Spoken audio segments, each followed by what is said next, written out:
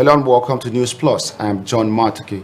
President Muhammadu Buhari in Brussels, Belgium, welcomed the designation of Nigeria as one of the 6 countries in Africa designated by a manufacturing basis for COVID-19 vaccine, while also calling for collaboration to address the effects of the pandemic.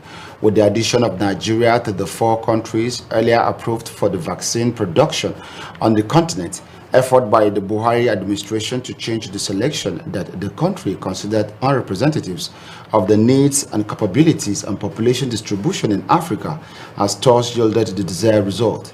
In his contribution to the Roundtable on Health System and Vaccine Production at the 6th Europe-Africa Summit, he commended the effort of the foreign partners in making the COVID-19 vaccine available.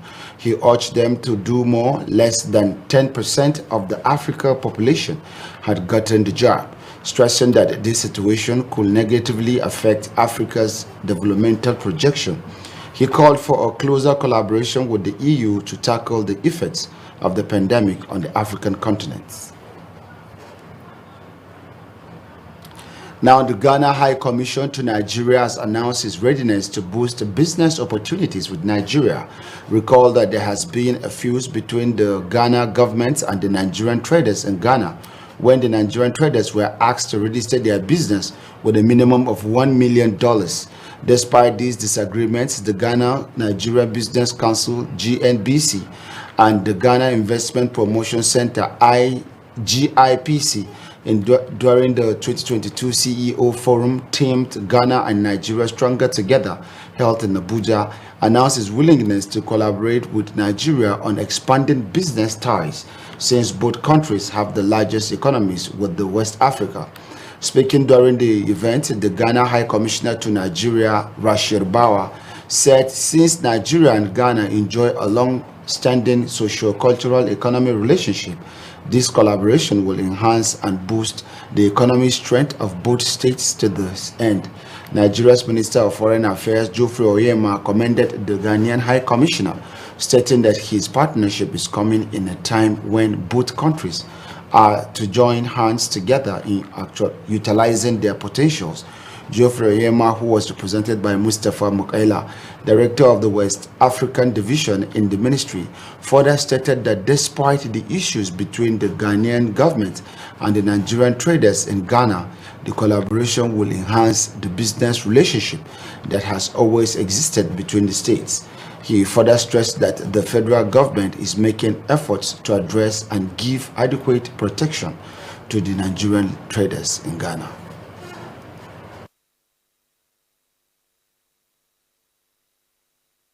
Ghana and Nigeria being the 2 largest economies in West Africa, enjoying a long-standing socio-cultural economic relationship, have the potential and resources to take advantage of the opportunities that come with the establishment of the continental free trade, through creating decent jobs, improving livelihoods of our people. There, as a country, and Ghana, we have excellent relations, and this program we are having today is part of the framework for further improving and strengthening the relationship between Nigeria and Ghana, especially in the economic field.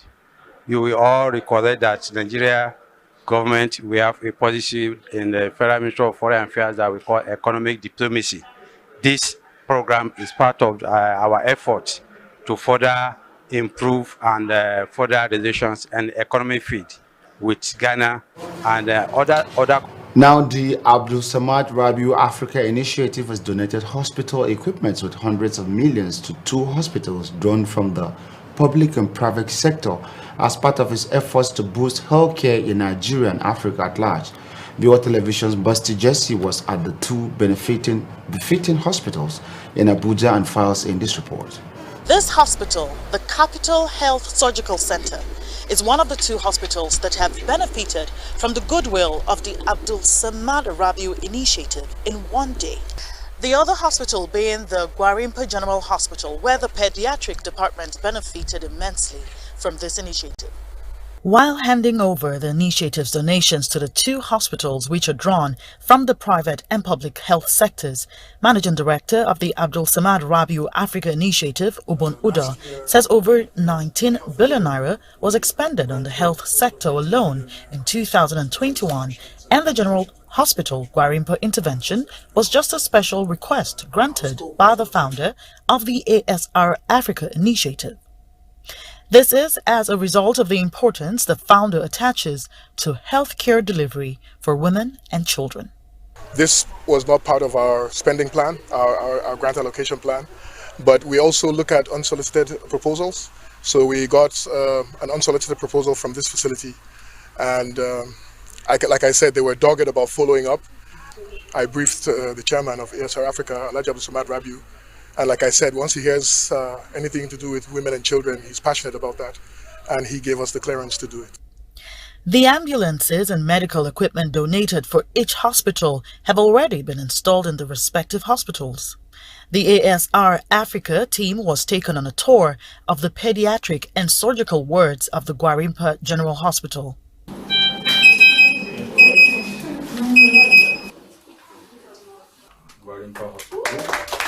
Appreciative words from the officials and staff of the hospital gives hope that the intention of the donations have been met and surpassed.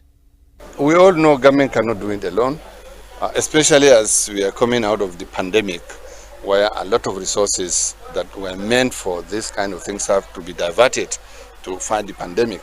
So at this time, when private sector come to support government, the government is always happy and pleased with this kind of gestures. We have a brand new neonatal unit, I think the latest in FCT, equipped with modern equipments. The workers there are going to have a very nice working environment. I'm sure the babies, the neonates, if they can talk, they will also say it. We have new delivery beds where women in labor will labor with less or little pain.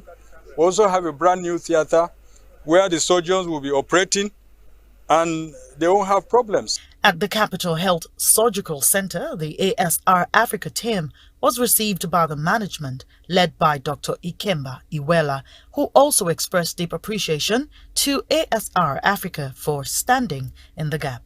There are people out in the community who know what it means to be community members and who are willing to do anything, everything to assist those who start. It only takes a few people to start and then you have the support. So we are quite happy. For the Abdul Rabiu Africa Initiative and the parent organization BUA Group, it is not just about donating equipment to hospitals, but keying into the vision of the receiving organizations as strategic partners and the desire to give back to society by the donor. One of the things we consider in partnerships is the vision of the organization or institution we're partnering with. And this organization had a clear vision on how they want, the quality of care they want to provide and how they want to go about it.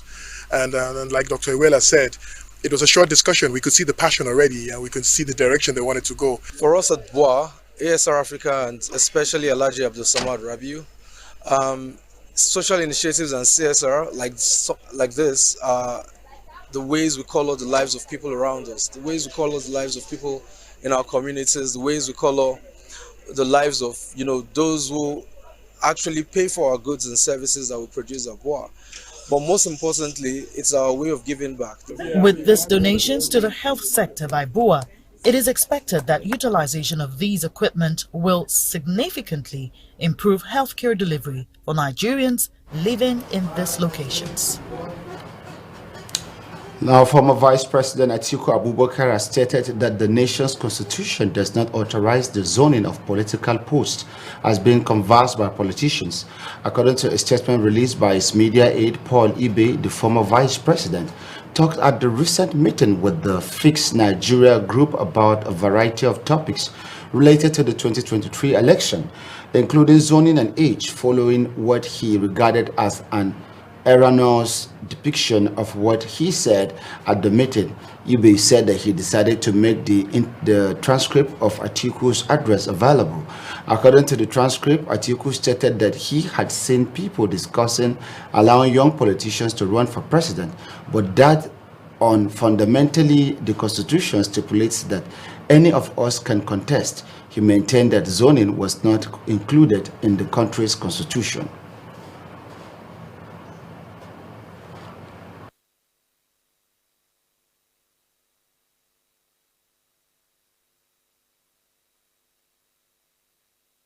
The Constitution says all of us can run. The Constitution has not barred any one of us. There is no zoning in the Constitution. There is none.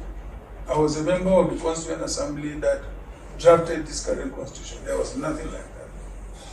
So, but then, as a multi-ethnic and multi-religious country, we felt that there should be a sense of belonging. What should we do to have a sense of belonging? We went and invented this zoning and said, okay, every zone. I assure you that as far as I'm concerned, I will observe and implement whatever will bring about. The Independent National Electoral Commission, INEC, in the Federal Capital Territory, FCT, has said that it will collaborate with political parties to address the challenges of voter appetite, especially in urban areas. During election, the INEC Residence Electoral Commissioner, RECT FCT, Yahya Bello, stated this in Abuja at the presentation of certificates of return to successful candidates in the just concluded the FCT area council election. Bello said that there was voter appetite in urban centers during the elections and some polling units were not utilized for voting. He called on political parties to join INEC in providing voter education to address the challenge. According to him, this was a primary responsibility of political parties mobilizing their people in order for them to vote safely in these places. During the First Republic, the political parties were up and doing in mobilizing their supporters to do a lot of things. Even the supporters of political parties at that time, they were paying to fund the party. The people were in politics not because they want to make money, but they want to have political education and political self-sufficiency.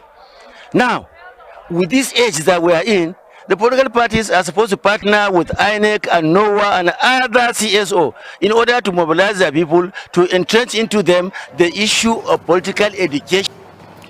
The Nigerian economy in the last quarter two of 2022-21 recorded a gross domestic product growth rate of 3.98% compared to 4.03% recorded in the first quarter of the year.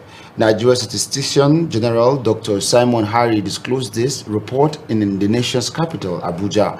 He says that the growth rate indicates an improvement in the country's economy when compared to what was recorded in the fourth quarter of 2020.